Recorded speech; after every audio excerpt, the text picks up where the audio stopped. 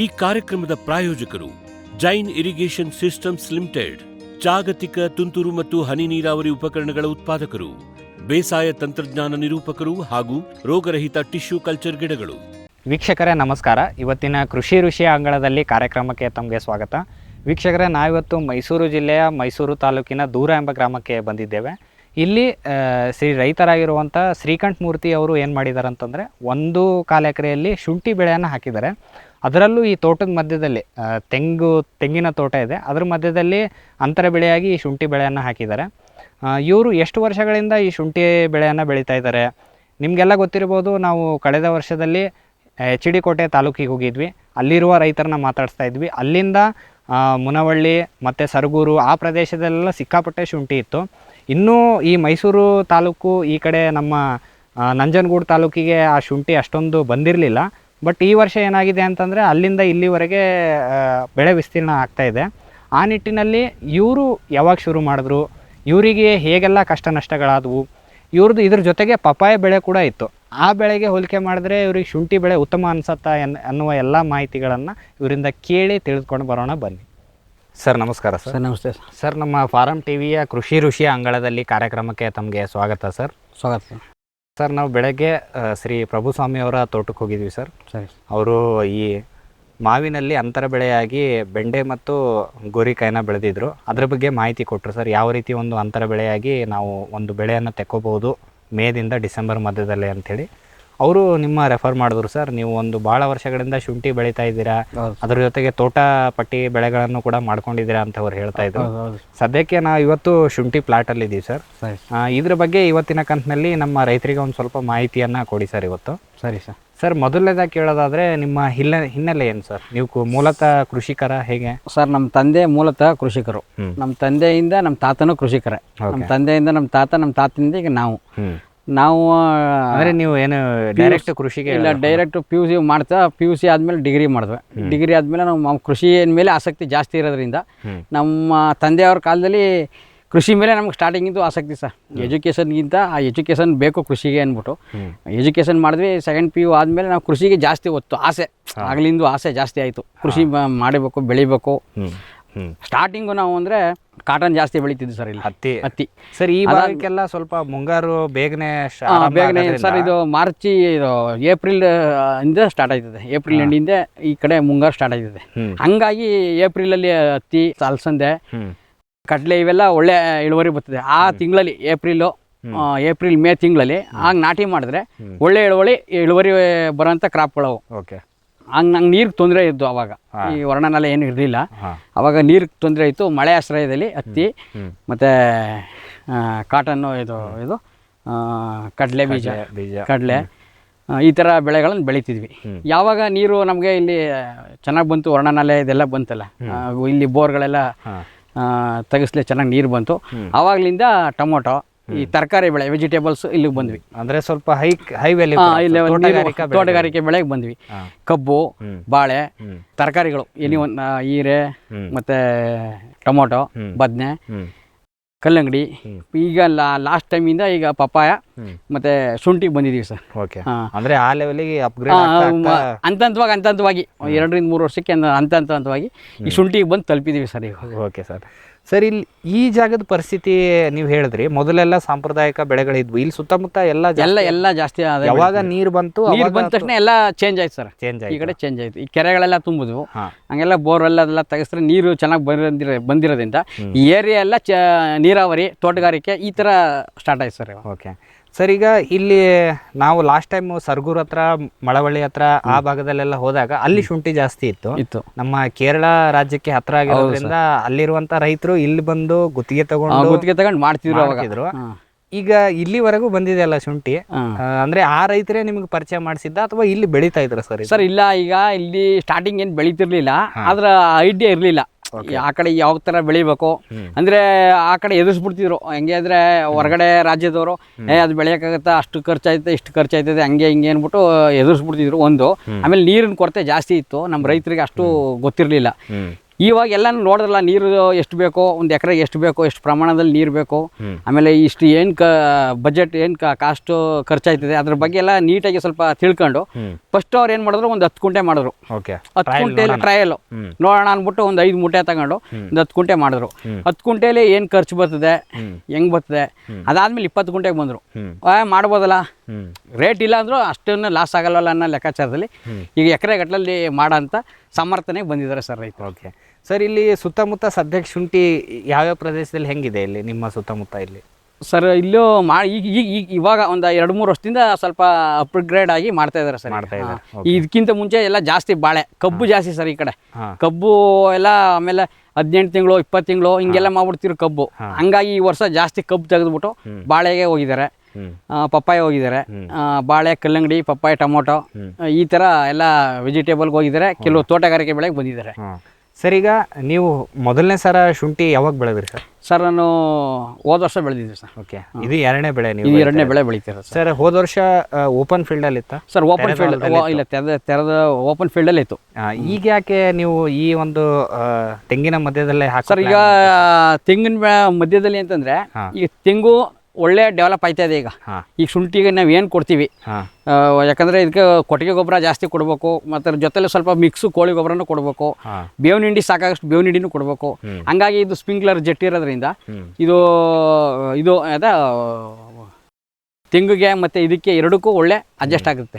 ಹಂಗಾಗಿ ತೆಂಗು ಡೆವಲಪ್ ಆಗುತ್ತೆ, ಶುಂಠಿನೂ ಬೆಳುತ್ತೆ. ಇದು ಓನ್ ಜಮೀನಲ್ವಾ, ಹಂಗಾಗಿ ತೆಂಗು ಅದು ಕ್ರಾಪ್ ಚೆನ್ನಾಗಿ ಬರ್ತದೆ, ಇದು ಕ್ರಾಪ್ ಚೆನ್ನಾಗಿ ಬರ್ತದೆ. ಅದಕ್ಕೋಸ್ಕರ ಈ ಹೋದ್ಸಲ ಓಪನ್ ಫೀಲ್ಡಲ್ಲಿ ಬೆಳೆದು ನೋಡಿದ್ದೀವಿ, ಐಡಿಯಾ ಇದೆ ಎಷ್ಟು ಬೆಳೆದಿದೆ, ಇಳುವರಿ ಹೆಂಗೆ ಬರ್ತದೆ ಅನ್ನೋದ್ರ ಬಗ್ಗೆ ಐಡಿಯಾ ಇದೆ. ಈಗ ತೆಂಗಿನ ಇದರಲ್ಲಿ ಎಷ್ಟು ಬರ್ತದೆ ಇದೊಂದು ಐಡಿಯಾ ಸಿಗುತ್ತೆ. ಈಗ ನೆಕ್ಸ್ಟ್ ನಾವು ಇಲ್ಲ ಅಂದ್ರೂ ಈ ತೆಂಗಿನ ತೋಟ ಅಕಸ್ಮಾತ್ ನಮಗೆ ಡ್ರೈ ಲ್ಯಾಂಡ್ ಸಿಗ್ಲಿಲ್ಲ, ಓಪನ್ ಫೀಲ್ಡ್ ಸಿಗ್ಲಿಲ್ಲ ಅಂದರೆ ತೆಂಗಿನ ತೋಟದಲ್ಲಿ ನಮಗೆ ಲಾಭ ಬರ್ಬೋದೋ ಇಲ್ವೋ ಅದ್ರ ಬಗ್ಗೆ ಗೊತ್ತಾಗಿರುತ್ತಲ್ಲ. ಅಲ್ಲಾರು ಮಾಡ್ಬೋದು, ಇಲ್ಲಾರು ಮಾಡ್ಬೋದು ಅನ್ನೋದಕ್ಕೆ ಒಂದು ಐಡಿಯಾ ಸಿಗುತ್ತೆ ಅಂದ್ಬಿಟ್ಟು ತೆಂಗಲ್ಲಿ ಹಾಕಿದೀವಿ ಸರ್. ಇನ್ನೊಂದು ಸರ್, ಆಮೇಲೆ ಏನಾಗುತ್ತೆ ಅಂದ್ರೆ ಒಂದು ಭೂಮಿಲಿ ಬೆಳೆದಿದ್ದು 3-4 ವರ್ಷ ಅದೇ ಭೂಮಿಲಿ ಶುಂಠಿ ಹಾಕಿಲ್ಲ ಸರ್. ಇಲ್ಲ, ಹಾಗಾಗಿ ಈ ರೀತಿ ಜಾಗದಿಂದ ಜಾಗಕ್ಕೆ ಚೇಂಜ್ ಮಾಡ್ಕೋಬೇಕು, ಚೇಂಜ್ ಮಾಡ್ತಾ ಬರ್ಬೇಕು ಸರ್. Okay sir.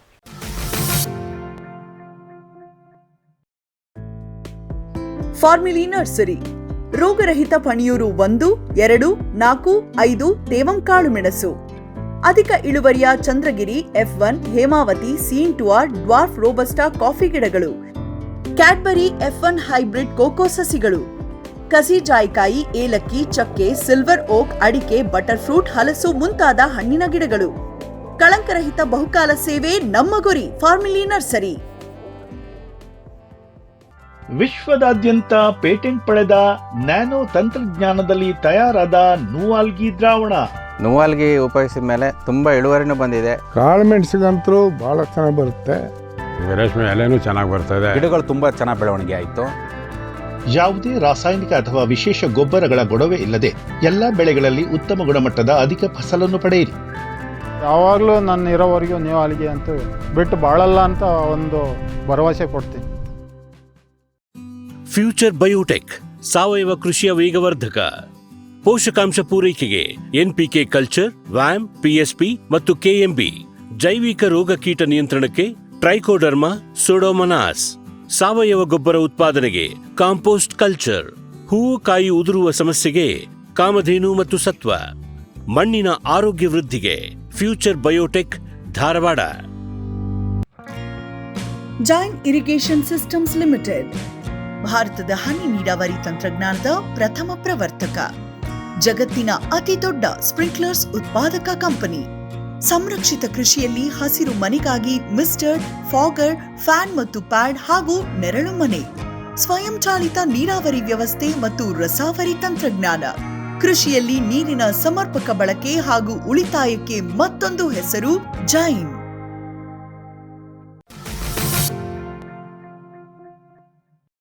ಸರ್, ಈಗ ನೀವು ಈ ಶುಂಠಿ ಬೆಳೆ ಜೊತೆ ಪಪಾಯ ಕೂಡ ಮಾಡಿದ್ರೆ ಸರ್, ಈ ಎರಡೂ ಬೆಳೆಗೆ ಕಂಪ್ಯಾರಿಸನ್ ಮಾಡಿದ್ರೆ ನಿಮಗೆ ಯಾವ್ದು ಬೆಸ್ಟು, ಹೆಂಗೆ ಅನ್ಸುತ್ತೆ ಸರ್? ಈಗ ರೇಟ್ ಇಲ್ಲದಾಗ, ರೇಟ್ ಇದ್ರೆ ಎಲ್ಲ ಬೆಸ್ಟೇ. ರೇಟ್ ಇಲ್ಲದಾಗ ಯಾವುದು ಬೆಸ್ಟ್ ಅಂತ ಹೇಳೋಕ್ಕಾಗಲ್ಲ. ಈಗ ಅದು ಯಾವಾಗಲೂ ದುಡ್ಡು ಕಾಣ್ತಾ ಇರ್ತೀವಿ, ಅದು ವಾರಕ್ಕೆ 2 ದಿನ ಕಟಿಂಗ್ ಮಾಡಲೇಬೇಕು, ಯಾವುದೋ ಪಪಾಯ ಕಟಿಂಗ್ ಮಾಡಲೇಬೇಕು.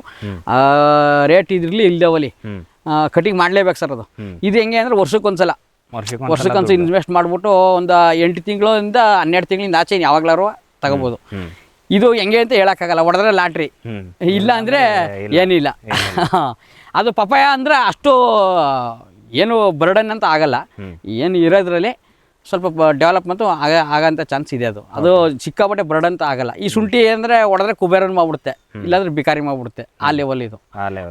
ಪಪಾಯ ಆದರೆ ನಿಮಗೆ ಹಂತವಾಗಿ ಕಾಣ್ತಾ ಇರ್ತದೆ. ಏನೋ ರೇಟ್ ಇದ್ರೆ ಸ್ವಲ್ಪ ಜಾಸ್ತಿ ಅಮೌಂಟ್ ಸಿಗುತ್ತೆ, ಇಲ್ಲಾಂದ್ರೆ ಅಲ್ಲಿ ಅದ್ರ ಖರ್ಚಿಗೇನು ಮೋಸ ಅಂತೂ ಆಗಲ್ಲ.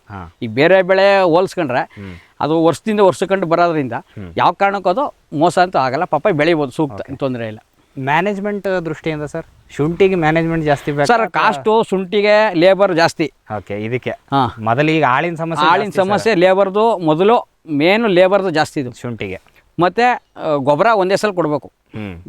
ನಾವು ಏನು ಸ್ಟಾರ್ಟಿಂಗು ಮೂಲ ಗೊಬ್ಬರ ಕೊಡ್ತೀವಿ, ಕೊಟ್ಟಿಗೆ ಗೊಬ್ಬರ ಇರ್ಬೋದು, ಇದು ಕೋಳಿ ಗೊಬ್ಬರ ಇರ್ಬೋದು, ಬೇವಿನ ಹಿಂಡಿ ಇರ್ಬೋದು, ಸ್ಟಾರ್ಟಿಂಗೇ ಕೊಟ್ಬಿಡ್ಬೇಕು. ನಿಮ್ಮ ಹತ್ರ ಬಂಡವಾಳ ಇರಲಿ ಬಿಡ್ಲಿ, ನೀವು ಸಾಲ ಮಾಡಿ ಬಂದು ಹಾಕಿ, ಇಲ್ಲ ನಿಮ್ಮ ಮನೆ ದುಡ್ಡನ್ನೇ ಹಾಕಿ, ಮೊದಲೇ ಮೂಲವಾಗಿ ಇದಕ್ಕೆ ಗೊಬ್ಬರ ಜಾಸ್ತಿ ಕೊಟ್ಬಿಡ್ಬೇಕು. Update starting ಕೊಟ್ಬಿಡ್ಬೇಕು. ಇದು ಕಾಂಪ್ರಮೈಸ್ ಹಂಗೆ ಈಗ ಆಗಂಗೆ ಇಲ್ಲ, ಕಾಂಪ್ರಮೈಸ್ ಆಗಂಗೆ ಇಲ್ಲ. ಮೊದಲೇ ಗೊಬ್ಬರ ಕೊಟ್ಬಿಟ್ಟು ಆಮೇಲೆ ನೀವು ಹಂತವಾಗಿ ತಿಂಗಳಿಗೆ ಮಿನಿಮಮ್ ಅಂದ್ರೆ 50,000 60,000 ಸಾವಿರ ಖರ್ಚು ಬಿದ್ದೇ ಬೀಳ್ತಿದೆ. ಈಗ ಮುಣ್ಣೆ ತೆಗ್ಸೋದು, ಗೊಬ್ಬರ ಕೊಡೋದು ಎಲ್ಲರಿಂದ ಒಂದು 1.5 ಎಕರೆಗೆ ಮಿನಿಮಮ್ ಅಂದ್ರೆ ಒಂದು 50,000 ಬೇಕಲೇಬೇಕು ಸರ್. ಕನಿಷ್ಠ ಅಂದ್ರೂ 50,000 ಬೇಕು. ಅದ್ರ ಮೇಲೆ ಆಗಲ್ಲ, ಕಡಿಮೆ ಮಾರ್ಜಿನ್ ಮಾಡೋಕ್ಕೆ ಆಗಲ್ಲ. ಆಮೇಲೆ ಇದಕ್ಕೆ ಬಿಡು ಏನೂ ಆಗಲ್ಲ, ರೇಟ್ ಇಲ್ಲ, ಏನೋ ಬಿಡು ಅಂದ್ಬಿಟ್ಟು ಬಿಡೋಂಗೆ ಆಗಲ್ಲ. ರೇಟ್ ಇರಲಿ ಬಿಡಲಿ, ಇದು ಮುಣ್ಣೆ ಎತ್ತಾಕ್ಬೇಕು, ಗೊಬ್ಬರ ಕೊಡಬೇಕು, ಔಷಧಿ ಹೊಡಿಬೇಕು, ಡ್ರಿಂಚಿಂಗ್ ಕೊಳ್ಳೇಬೇಕು. ಇಲ್ಲ ಏನೂ ಮಾಡೋಕ್ಕೆಲ್ಲ ಬೆಳೆಯೋಕ್ಕಾಗಲ್ಲ. ಟೈಮ್ ಟು ಟೈಮ್ ಒಳ್ಳೆ ಮಾಡಿದ್ರೆ ಅದು ರೇಟು ಸಿಗೋದು ಬಿಡೋದು ನೆಕ್ಸ್ಟು, ಅದು ಯಾರಿಗೂ ಗೊತ್ತಿಲ್ಲ. ಹೊಡೆದ್ರೆ ಚಾನ್ಸು, ಇಲ್ಲ ಅಂದ್ರೆ ಮಿನಿಮಮ್ ಓಕೆ ಸ್ವಲ್ಪ ಮ್ಯಾನೇಜ್ಮೆಂಟ್ ಖರ್ಚು ಮಾತ್ರ ಮಾಡಲೇಬೇಕು ಸರ್. ಇದಕ್ಕೆ ಅದು ರಿಟರ್ನ್ ಬರ್ಬೋದು ಬಿಡ್ಬೋದು, ಇದಕ್ಕೆ ಮಾತ್ರ ಖರ್ಚು ಮಾಡಲೇಬೇಕು. ಪಪ್ಪಾಯ ಹಂಗಿಲ್ಲ. ಇವತ್ತು ಸದ್ಯಕ್ಕೆ ಈಗ ನೀವು ಇವತ್ತು ಕೊಡಬೇಕು ಗೊಬ್ಬರ, ಇನ್ನೊಂದು ವಾರ ತಡೀತಿದೆ. ಈಗ ದುಡ್ಡಿಲ್ಲ ನಮ್ಮ ಹತ್ರ, ಇಲ್ಲ ಯಾರ ಥರದ ಮೇಂಟೈನ್ ಮಾಡಿ ಯಾರ ಥರ ಈಸ್ಕೊಬಂದು ಹಾಕಿ ಮಾಡೋ ಗಂಟ ಸ್ವಲ್ಪ ತಡೀತಿದೆ. ರೇಟ್ ಇಲ್ಲ, ಸ್ವಲ್ಪ ನಮಗೆ ವ್ಯವಸಾಯ ಮಾಡೋಕ್ಕಾಗಲ್ಲ. ಸ್ವಲ್ಪ ಒಂದು ವಾರ 15 ದಿನ 20 ದಿನ ತಳ್ಬೋದು. ಆಮೇಲೆ ವಾರ ಅದು ದುಡ್ಡು ಬರ್ತಾ ಇರ್ತದೆ. ಇರಲಿ ಬಿಡಲಿ, ಸ್ವಲ್ಪನಾರು ಕೈಗೆ ರೈತನಿಗೆ ಸಿಗ್ತಾ ಇರ್ತದೆ. ಇದಕ್ಕಿಂತ ಅದು ಬೆಸ್ಟು ಸ್ವಲ್ಪ. ಸರ್ ಆಮೇಲೆ ಇನ್ನೊಂದು ಇದಕ್ಕೆ ನೀರು ನಿರ್ವಹಣೆನೂ ಇಂಪಾರ್ಟೆಂಟ್ ಅಲ್ಲ ಸರ್? ಹೌದು ಸರ್, ಸ್ಪ್ರಿಂಕ್ಲರೇ ಬೇಕು ಸರ್. ಅದಕ್ಕೆ ಆ ಥರ ಇಲ್ಲ, ಸ್ಪ್ರಿಂಕ್ಲರೇ ಬೇಕು. ಆಮೇಲೆ ಜಾಸ್ತಿ ಮಳೆ ಆದರೂ ತಡ್ಕೊಳ್ಳಲ್ಲ. ಸಿಕ್ಕಾಪಟ್ಟೆ ಡ್ರೈ ಆದರೂ ಬಿಸಿಲಾದರೂ ಇದು ಏನಿದ್ರು 30-35 ಡಿಗ್ರಿ ಟೆಂಪ್ರೇಚರ್ ಇರಲೇಬೇಕು ಸರ್ ಇದಕ್ಕೆ, ಶುಂಠಿಗೆ. ಆಮೇಲೆ ಮಳೆ ಹೋದರೆ ಡ್ರೈನ್ ಕೊಟ್ಟು ಒಂದು ಕಡೆ ನೀರು ಹೋಗ್ಬೇಕು. ಆಮೇಲೆ ಕೊಳೆ ರೋಗ ಬೀಳೋಂಥ ಸಾಧ್ಯತೆ ಜಾಸ್ತಿ. ಕೊಳೆ ರೋಗ ಒಂದು ಸಲ ಬೀಳ್ತು ಅಂದರೆ ಯಾವ ಕಾರಣಕ್ಕೂ ಕಂಟ್ರೋಲ್ ಮಾಡೋಕ್ಕಂತೂ ಭಾರಿ ಕಷ್ಟ.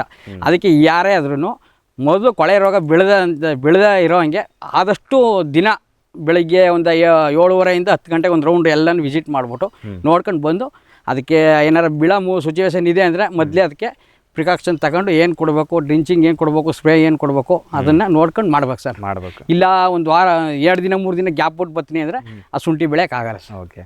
ಆಮೇಲೆ ಇನ್ನೊಂದು ಸರ್, ಇದರಲ್ಲಿ ಮುಖ್ಯವಾಗಿ ಶುಂಠಿಲಿ ಬೀಜೋಪಚಾರ ಬಹಳ ಮುಖ್ಯ ಸರ್. ಎಲ್ಲ ಬೀಜದಿಂದನೇ ಹರಡುವಂಥ ಎಲ್ಲ ರೋಗ ಕೀಟಗಳು ಜಾಸ್ತಿ ಸರ್, ಅದು ಕೂಡ ಖರ್ಚಾಗತ್ತೆ ಸರ್.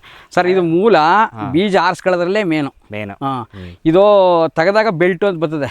ಅದು ಮೊದಲು ಬೀಜ ನೆಟ್ಟಿರ್ತದಲ್ಲ ಅದು ಬರ್ತದೆ. ಅದನ್ನ ಕರೆಕ್ಟಾಗಿ ಕ್ಲೀನಾಗಿ ಲೇಬರ್ ಕೈಲಿ ಒಂದು ಲೇಬರ್ ಜಾಸ್ತಿ ಆಗಲಿ ಅದನ್ನು ತೆಗೆದಾಕ್ಬಿಡ್ಬೇಕು. ತೆಗೆದಾಕ್ಬಿಟ್ಟು ಅದಕ್ಕೆ ಔಷಧಿ ಏನು ಔಷಧಿ ಇದು ಅದನ್ನು ಒಂದು 10 ನಿಮಿಷ ಡ್ರಮ್ಮಲ್ಲಿ ನೀಟಾಗಿ ಎತ್ತಿ ಇಟ್ಟು ಆರಿಸ್ಬೇಕು ಸರ್. ಬರೋಣ ಸರ್ ಇದಕ್ಕೆ ಪರ್ಟಿಕ್ಯುಲರ್ ಆಗಿ. ಸರಿ, ಸದ್ಯಕ್ಕೆ ಹಂಗೆ ನೋಡಿದ್ರೆ ಶುಂಠಿಗಿನ್ನ ಸೇಫ್ ಬೆಳೆ papaya safe. Okay sir. Sir ಈಗ ಮೊದಲನೇದಾಗಿ ನಮಗೆ ಶುಂಠಿ ಬೆಳಿಬೇಕಂದ್ರೆ ಮುಖ್ಯವಾಗಿ ಎಲ್ಲರೂ ತೆರೆದ ಹೊಲವನ್ನು ಆಯ್ಕೆ ಮಾಡ್ಕೊತಾರೆ, ಬೆಸ್ಟ್ ಮಣ್ಣನ್ನು ನೋಡ್ತಾರೆ. ಹೆಂಗೆ ಭೂಮಿ ಆಯ್ಕೆ ಹೆಂಗೆ ಮಾಡ್ಕೊಳ್ಳೋದು ಸರ್ ಈ ಶುಂಠಿಗೋಸ್ಕರ? ಸರ್ ಇಲ್ಲಿ ಈಗ ನೀವು ಮೊದಲು ಒಂದು ಜಮೀನು ಹೋಗ್ತೀರ ಅನ್ಕೊಳ್ಳಿ, 5 ಕಡೆ ಮೊದಲು ಮಣ್ಣು ತಗೊಂಡು ಮಣ್ಣು ಟೆಸ್ಟ್ ಮಾಡಿಸ್ಬೇಕು ಸರ್. ಓಕೆ. ಮಣ್ಣು ಟೆಸ್ಟ್ ಮಾಡಿಸ್ಬಿಟ್ಟು ಅದರಲ್ಲಿ ನಮ್ಗೆ ಶುಂಠಿ ಬೆಳೆಗೆ ಎಲ್ಲ ಲಘು ಪೋಷಕಾಂಶಗಳು ಎಲ್ಲ ಚೆನ್ನಾಗಿದೆ, ಮಾಡ್ಬೋದು, ಪರವಾಗಿಲ್ಲ ಅನ್ನೋದಾದರೆ ಅದನ್ನು ಟೆಸ್ಟ್ ಮಾಡಿಸ್ಬಿಟ್ಟು ಬಂದು ಅದಕ್ಕೆ ನೆಕ್ಸ್ಟ್ ಸಿದ್ಧತೆಗಳು ಮಾಡ್ಕೋಬೇಕು. ಏನು ಸಿಂಗಲ್ ನೇಗ್ಲು ಹೊಡಿಸ್ಬೇಕು. ಸಿಂಗಲ್ ನೇಗ್ಲು ಅಂದರೆ ಮಿನಿಮಮ್ ಅಂದ್ರೆ 1 ಅಡಿ ನಾಟು ತೆಗಿಸ್ಬೇಕು. 1 ಅಡಿ ನಾಟು ತೆಗಿಸಿ ಆಮೇಲೆ ಅದಕ್ಕೆ 5 ನೇಗ್ಲು ಹಾಕ್ಸಿ, ಆಮೇಲೆ ಕಲ್ಟಿವೇಟ್ರ್ ಹಾಕ್ಸಿ. ಕಲ್ಟಿವೇಟ್ರಲ್ಲಿ ಹಾಕ್ಸಿ ಕಲ್ಲುಗಳಿದ್ರೆ ಫಸ್ಟು ನುಣ್ಣಗೆ ಕ್ಲೀನಾಗಿ ಕಲ್ಲು ಎಲ್ಲನೂ ಒಂದು 150 ಗ್ರಾಮ್ನಿಂದ ಸ್ಟಾರ್ಟ್ ಮಾಡಬೇಕು ಕಲ್ಲುಗಳು. ಎಷ್ಟು ಈ ಸೈಜ್ ಇದೆಯಲ್ಲ ಈ ಸೈಜಿಂದ ಕಲ್ಲೆಲ್ಲ ನುಣ್ಣಗೆ ಕ್ಲೀನಾಗಿ ಹಾಯಿಸಿ ಹೊರಗಡೆ ಹಾಕಿ ಆಮೇಲೆ ಕಲ್ಟಿವೇಷನ್ ಎಲ್ಲ ಮಾಡಿ ಕೊಟ್ಟಿಗೆ ಗೊಬ್ಬರ ಅದ್ರ ಜೊತೆಲಿ ಮಿಕ್ಸು ಕೋಳಿ ಗೊಬ್ಬರ ಹೊಡೆದು ಬೆಸ್ಟು. ಕೊಟ್ಟಿಗೆ ಗೊಬ್ಬರ ಬೇಕು. ಅದ್ರ ಜೊತೆಲಿ ಮಳೆ ಏನಾರು ಜಾಸ್ತಿ ಆದರೆ ಸ್ವಲ್ಪ ಇದು ಟೆಂಪ್ರೇಚರು ಸ್ವಲ್ಪ ಕಾವಿರ್ತದೆ, ಅದು ಕೋಳಿ ಗೊಬ್ಬರ, ಅದು ಮಿಕ್ಸಲ್ಲಿ ಹೊಡೆದ್ರೆ ಸ್ವಲ್ಪ ಬೆಸ್ಟು, ಚೆನ್ನಾಗಿರ್ತದೆ. ಅದಾದ ತಕ್ಷಣ ಮಾಮೂಲಿ 3 ಅಡಿ ದಾಯ ಹೊಡಿಸ್ಕೋಬೇಕು, 2.5 3 ಅಡಿ ಬೆಡ್ಡಿನ ಬೆಡ್ಡು. ಒಂದು ಈಗ ನಾವು ಮುಖ್ಯವಾಗಿ ಭೂಮಿ ಸೆಲೆಕ್ಟ್ ಮಾಡ್ತೀವಿ ಅಂದರೆ ಒಂದು ನೀವು ಹೇಳ್ದಂಗೆ ಕೆಂಪು ಮಣ್ಣು ಇರಬೇಕು, ಪೋಷಕಾಂಶಗಳು ಚೆನ್ನಾಗಿರ್ಬೇಕು ಭೂಮಿಲಿ, ಇರಲಿಲ್ಲ ಅಂದರೆ ಸಾಯಿಲ್ ಟೆಸ್ಟಿಂಗ್ ಮಾಡಿಸ್ಬೇಕು. ಆಮೇಲೆ ಬೋರ್ವೆಲ್ ನೀರು ಬೇಕೇ ಇರ್ಬೇಕಾ? ಬೋರ್ವೆಲ್ ನೀರೇ ಆಗ್ಬೇಕು ಸರ್. ಬೋರ್ವೆಲ್ ನೀರು ಆಗ್ಬೇಕು, ಅದನ್ನು ಟೆಸ್ಟ್ ಮಾಡಿಸ್ಕೊಂಡ್ರೆ ಚಂದ ಇನ್ನೂ ಒಳ್ಳೆ ಇಳುವರಿ. ಆ ನೀರಲ್ಲಿ ಏನೋ ಒಂದು ಕೆಲವು ಅಂಶಗಳಿರಲ್ಲ, ಅದನ್ನೇ ಬೇಕಾದ್ರೆ ನಾವು ಸ್ಪ್ರೇಯಲ್ಲಿ ಕೊಟ್ಕೊಬಿಡ್ಬೋದು. ಓಕೆ. ಆಮೇಲೆ ಸರ್ ಸಮತಟ್ಟಿದೆಯಾ ಆ ಪ್ರದೇಶ ಬೆಸ್ಟು ಅಥವಾ ಇಳಿಜಾರಿನ ಪ್ರದೇಶ? ಸರ್ ಇಳಿಜಾರಿನ ಪ್ರದೇಶ ಬೆಸ್ಟು. ಇಳಿಜಾರಿನ ಪ್ರದೇಶ ಅಂದರೆ ಸಮತಟ್ಟಿದ್ರೆ ಡ್ರೈನು ಜಾಸ್ತಿ ಒಂದು 2.5 ಅಡಿ ಡ್ರೈನ್ ತೆಗೆದು ಇಳಿಜಾರು ಎಲ್ಲಿದೆ ಅಲ್ಲಿಗೆ ಜಾಸ್ತಿ ಮಾಡಬೇಕು. ಈ ಥರ ಸ್ವಲ್ಪ ಜಮೀನು ಸ್ಲೋಪ್ ಇದ್ದರೆ ಆ ಥರ ಡ್ರೈನು ಹೆವಿಯಾಗಿ ತೆಗೆಯೋಂಥ ಅವಶ್ಯಕತೆ ಇರಲ್ಲ.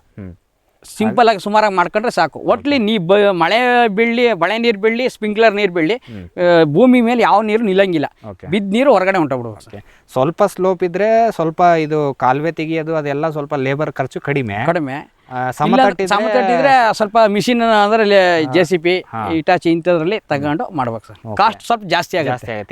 3 ಅಡಿ ಒಂದು ಎಕರೆಗೆ ಒಂದು 50,000 ಎಕ್ಸ್ಟ್ರಾ ಕಾಸ್ಟ್ ಜಾಸ್ತಿ. ಸ್ವಲ್ಪ ಇಳಿಜಾರಿದ್ರೆ ಲೇಬರಲ್ಲೇ ಮಾಡ್ಕೋಬೋದು, ಮ್ಯಾನೇಜ್ ಮಾಡ್ಕೋಬೋದು, ಏನು ತಪ್ಪೇನಾಗಲ್ಲ ಸರ್. ಓಕೆ ಸರ್, ಆಯಿತು ಸರ್. ಇದು ಒಂದು ಭೂಮಿ ಸೆಲೆಕ್ಷನ್ ಆಯಿತು. ಇದಾದ್ಮೇಲೆ ಸರ್ ಮುಖ್ಯವಾಗಿ ಬೀಜದ ಸೆಲೆಕ್ಷನ್ ಮಾಡೋದು ಸರ್, ಆಯ್ಕೆ ಮಾಡೋದು. ಸರಿ. ಯೂಶ್ವಲಿ ಮಾರ್ಚ್ ಎಂಡಲ್ಲಿ ನಾಟಿ ಮಾಡಿ ನವೆಂಬರ್ ಡಿಸೆಂಬರ್ವರೆಗೂ ಇರೋದು ನೋಡಿದ್ದೀವಿ ನಾವು. ಅದಾದಮೇಲೆ ಎಂಥ ಸಂದರ್ಭದಲ್ಲಿ ಮೊದಲೇ ನೀವು ಆ ತೋಟಕ್ಕೆ ಹೋಗಿ ಇದು ಹೆಂಗಿದೆ ಕ್ರಾಪ್ ಬೆಳೆ ನೋಡಿ ನೀವು ಆಯ್ಕೆ ಮಾಡಿರ್ತೀರೋ ಹೆಂಗೆ ಸರ್? ನಾವು ಆಯ್ಕೆ ಮಾಡೋದು ಬೀಜ ಆಯ್ಕೆ ಮಾಡ್ಕೋಬೇಕು ಅಂದರೆ 8ನೇ ತಿಂಗಳು ಹೋದರೆ, 8ರಿಂದ 9ನೇ ತಿಂಗಳಲ್ಲಿ 7ರಿಂದ 8ನೇ ತಿಂಗಳಲ್ಲಿ ಹೋದರೆ ತೋಟ ಹೆಂಗಿದೆ. ಸಾಮಾನ್ಯವಾಗಿ ಕೊಳೆ ರೋಗ ಬೀಳದೆ 6ನೇ ತಿಂಗಳು 7ನೇ ತಿಂಗಳು ಆಗ್ತಿದ್ದಂಗೆ, ಅಂದರೆ ಮಾರ್ಚ್ ಎಂಡ್ ಏಪ್ರಿಲಲ್ಲಿ ನಾಟಿ ಮಾಡಿರ್ತೀವಿ. ಸೆಪ್ಟೆಂಬರ್ ಅಕ್ಟೋಬರಲ್ಲಿ ಹೋಗಿ ತೋಟ ನೋಡ್ಕೋಬೇಕು ಸರ್ ನಾವು. ಓಕೆ. ತೋಟ ನೋಡ್ಕೊಂಡು ಅಲ್ಲಿ ಕೊಳೆ ರೋಗ ಇದೆಯಾ ಇಲ್ವಾ, ಯಾವ ಬೆಡ್ಡಲ್ಲಿ ಇದೆ, ಯಾವ ಬೆಡ್ಡಲ್ಲಿ ಇಲ್ಲ. ಕೆಲವು ತೋಟ ಚೆನ್ನಾಗಿರ್ತದೆ, ಎಲ್ಲೋ ಒಂದು ಮೂಲೆಯಲ್ಲಿ ಒಂದು ಬೆಡ್ಡಲ್ಲಿ ಇರ್ತದೆ, ನಮ್ಗೆ ಗೊತ್ತಾಗಿರಲ್ಲ. ಅದು ಯಾವಾಗಲೂ ಚೆನ್ನಾಗಿರ್ತದೆ ಇದ್ದಾಗ, ಅದು 9 ತಿಂಗಳು 10 ತಿಂಗಳು ಆದಾಗ ಕೊಳೆ ರೋಗ ಬಿದ್ದಿರೋದು ಒಂದೇ ಥರ ಇರ್ತದೆ, ಚೆನ್ನಾಗಿ ಬಂದಿರೋ ಕ್ರಾಪು ಒಂದೇ ಥರ ಇರ್ತದೆ.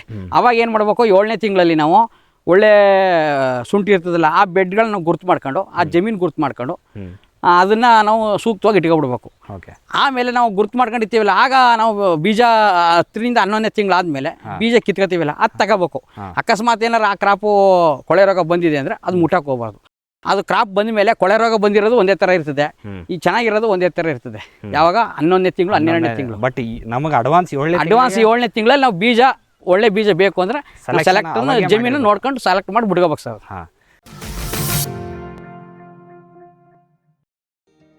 ಕಲ್ಪತರು ಫಾರ್ಮ್ ಮತ್ತು ನರ್ಸರಿ ಹಲವು ತಳಿಗಳ ಕಾಳುಮೆಣಸು, ಕಾಫಿ, ಜಾಯ್ಕಾಯಿ, ಏಲಕ್ಕಿ, ಕೋಕೋ ಸಸಿಗಳು, ಮಿಯಾಜಾಕಿ ಮಾವು, ಜಪಾನೀಸ್ ರೆಡ್ ಸೀಬೆ, ಸೀಡ್ಲೆಸ್ ಹಲಸು, ಮೆಕೆಡೇಮಿಯಾ ಕಸಿ ಮುಂತಾದ ವಿಶೇಷ ಗಿಡಗಳು, ಅಡಿಕೆ, ತೆಂಗು, ಬಟರ್ಫ್ರೂಟ್, ಸೇಬು, ಅಪ್ಪೇಮಿಡಿ ಇತ್ಯಾದಿ, ಶ್ರೀಗಂಧ, ಸಿಲ್ವರ್ ಓಕ್, ರಕ್ತಚಂದನ. ಕಲ್ಪತರು ಫಾರ್ಮ್ ಮತ್ತು ನರ್ಸರಿ, ಶಿವಮೊಗ್ಗ. ಜೈನ್ಸ್ ಜಗತ್ತಿನ ಅತಿದೊಡ್ಡ ಅಂಗಾಂಶ ಕೃಷಿ ಪ್ರಯೋಗಾಲಯ ಹಾಗೂ ಟಿಸಿ ಗಿಡಗಳ ಉತ್ಪಾದಕರು. ಸಮೃದ್ಧ ಇಳುವರಿಗೆ ಜೈನ್ ಜೀನೇನ್, ಯಾಲಕ್ಕಿ, ನೇಂದ್ರನ್ ಹಾಗೂ ಕೆಂಪು ಬಾಳೆ ಸಸಿಗಳು, ದಾಳಿಂಬೆ, ಭಗವತಳಿಯ ರೋಗಮುಕ್ತ ಸಸಿಗಳು, ಲಕ್ನೋ 49 ಪೇರಳೆ, ಸ್ಟ್ರಾಬೆರಿ ಇತ್ಯಾದಿ ಗಿಡಗಳು ಯೋಗ್ಯ ಬೆಲೆಯಲ್ಲಿ. ಅಂಗಾಂಶ ಕೃಷಿಯ ಜಾಗತಿಕ ಬ್ರ್ಯಾಂಡ್ ಜೈನ್. ಗ್ರೀನ್ ಪ್ಲಾಸ್ಟ್ ISI ಪ್ರಮಾಣೀಕೃತ ಪರಿಶುದ್ಧ HDPE ಜಿಯೋ ಮೆಂಬ್ರೇನ್ ಪಾಂಡ್ ಲೈನರ್ಗಳು ಕೃಷಿ ಹೊಂಡ, ಕೆರೆ, ಕಾಲುವೆ, ಮೀನುಕೊಳ, ಸ್ಪಿರುಲಿನಾ ಹೊಂಡಗಳಿಗೆ ಬೇಕಾದ ಆಕಾರ ಮತ್ತು ವಿಸ್ತೀರ್ಣಗಳಲ್ಲಿ ಸರ್ಕಾರದ ಸಬ್ಸಿಡಿ ಯೋಜನೆಯಡಿ ಲಭ್ಯ. 100% ಪುನರ್ಬಳಕೆ, UV ಮತ್ತು ಒಡಕು ನಿರೋಧಕ, ಪಕ್ಕಾ ಜೋಡಣೆ, 5 ವರ್ಷಗಳ ಲಿಖಿತ ವಾರಂಟಿ. ಗ್ರೀನ್ ಪ್ಲಾಸ್ಟ್. ಸಮೃದ್ಧ ಸಾವಯವ ಗೊಬ್ಬರ, MSGP ಮತ್ತು KCDC ಉತ್ಪಾದನೆ, ಫಾರ್ಮ್ ಟಿವಿಯಿಂದ ಸರಬರಾಜು. ಅತಿ ಕಡಿಮೆ ಬೆಲೆಗೆ ಅತ್ಯುತ್ತಮ ಗೊಬ್ಬರ, ಇಲ್ಲ ಭಾರಲೋಹ ಕೃಷಿ ವಿಶ್ವವಿದ್ಯಾಲಯದಿಂದ ಪರೀಕ್ಷಿತ ಸಾವಯವ ಇಂಗಾಲ NPK PH EC ಎಲ್ಲ ನಿಗದಿತ ಮಿತಿಯಲ್ಲಿ. ಅಡಿಕೆ, ತೆಂಗು, ಬಾಳೆ, ಕಾಫಿ, ದಾಳಿಂಬೆ, ದ್ರಾಕ್ಷಿ, ಕಬ್ಬು, ಭತ್ತ, ಜೋಳ, ಹತ್ತಿ ಹೀಗೆ ಎಲ್ಲಾ ಬೆಳೆಗಳಿಗೂ ಪ್ರಶಸ್ತ. ಜೀವಂತ ಮಣ್ಣು, ಸಮೃದ್ಧ ಬೆಳೆ, ಅತ್ಯಧಿಕ ಲಾಭಕ್ಕೆ ಬಳಸಿ ಸಿಟಿ ಕಾಂಪೋಸ್ಟ್.